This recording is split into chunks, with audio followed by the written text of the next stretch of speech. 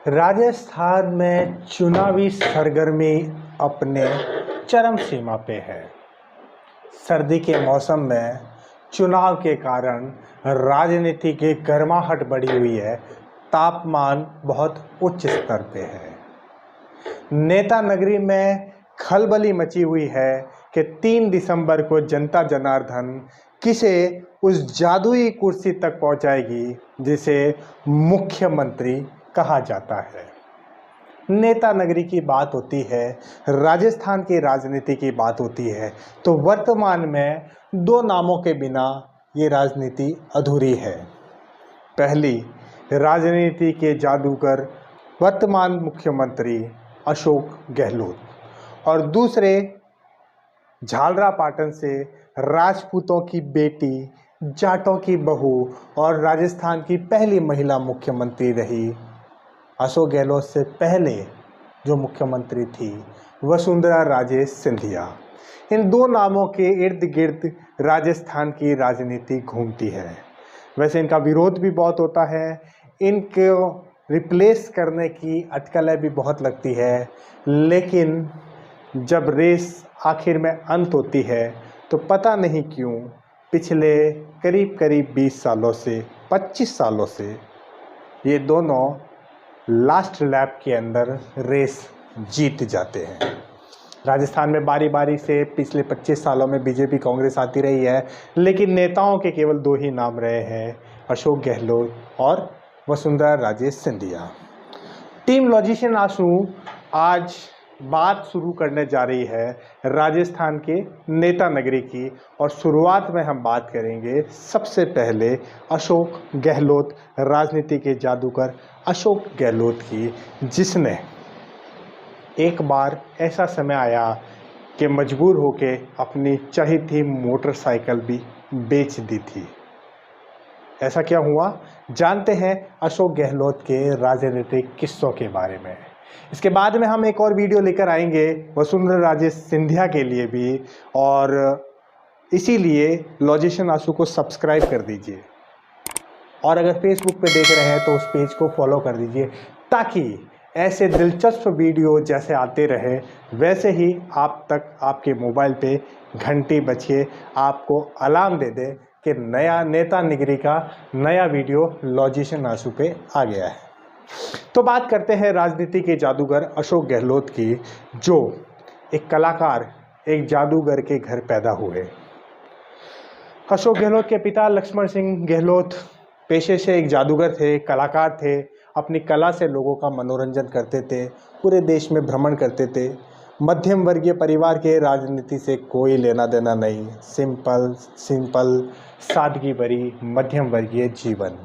लेकिन अशोक गहलोत की दिलचस्पी छात्र जीवन से ही राजनीति से प्रेरित थी। राजनीति में जाने की हमेशा महत्वाकांक्षा रही, इसीलिए कांग्रेस के छात्र संगठन NSUI में उन्होंने अपनी सक्रिय राजनीति की शुरुआत की।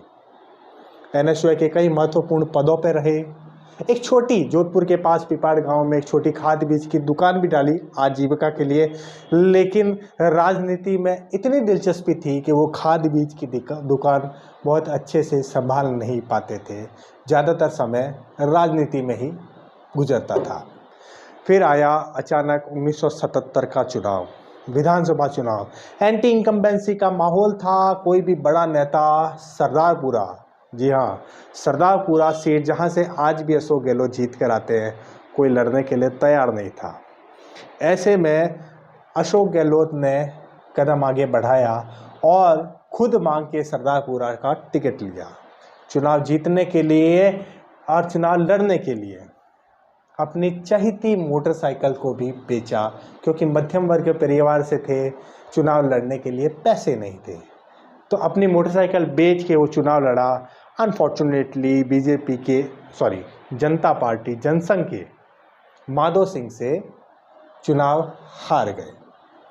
पर ये महज एक शुरुआत भर थी। 1980 का दौर आया। 1980 के दौर में इंदिरा गांधी के चहेते बन चुके थे और इंदिरा गांधी की सरकार वापस आई थी। लोकसभा का चुनाव हुआ था। जोधपुर से अशोक गहलोत लोकसभा का चुनाव जीत के केंद्र सत्ता में जाकर पहुंच गए, संसद भवन में सांसद की शपथ ली।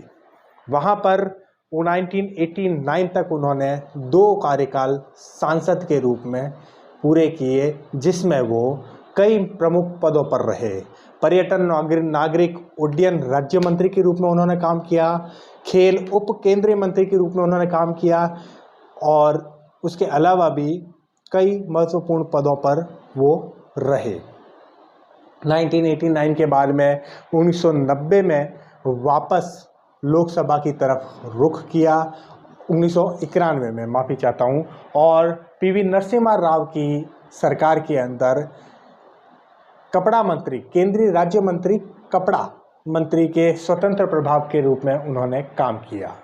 लेकिन बाद में उन्हें संगठन को मजबूत करने के लिए राजस्थान भेज दिया गया और राजस्थान की प्रदेश कांग्रेस कमेटी के अध्यक्ष के रूप में उन्होंने अपनी नई पारी की शुरुआत की। भैरव सिंह शेखावत की सरकार उस समय थी और 1999 का विधानसभा चुनाव आया, जिसमें पीसीसी अध्यक्ष राजस्थान प्रदेश कांग्रेस कमेटी के अध्यक्ष थे अशोक गहलोत।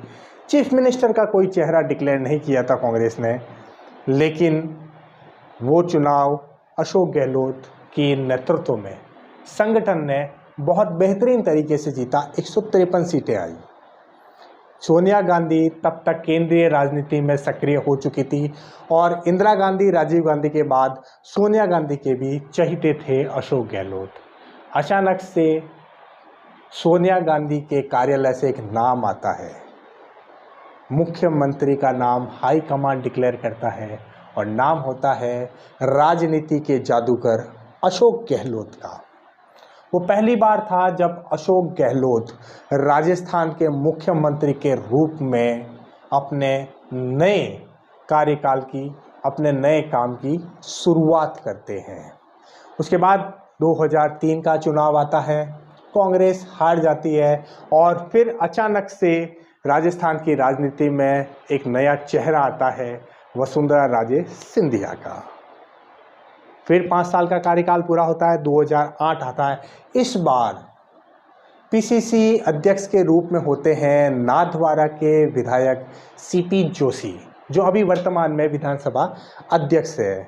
उस ज़माने में सीपी जोशी और अशोक गहलोत के बीच की खींचतान की खबरें वैसी ही बार आती थी जैसे आजकल सचिन पायलट और अशोक गहलोत के बीच के खींचतान की खबरें आती है। चुनाव हुए, कांग्रेस जीती, लेकिन अशोक गहलोत के भाग्य ने या कहें उसके राजनीतिक जादू ने असर किया। सीपी जोशी 1 वोट से नाथद्वारा का विधानसभा चुनाव हार गए। कहते हैं वो और उनकी पत्नी, उन्होंने खुद ही वोट नहीं दे पाए क्योंकि पूरे प्रदेश में वो यात्रा में थे, चुनावी कैंपेन में थे। 1 वोट से वो चुनाव हार गए।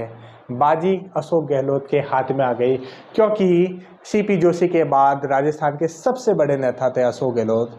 मुख्यमंत्री की कुर्सी खुद चलकर अशोक गहलोत के पास आई। 2013 का चुनाव आया, कांग्रेस हार गई, बुरी कदर से हारी क्योंकि वो दौर था जब कांग्रेस अपने ढलान पे थी।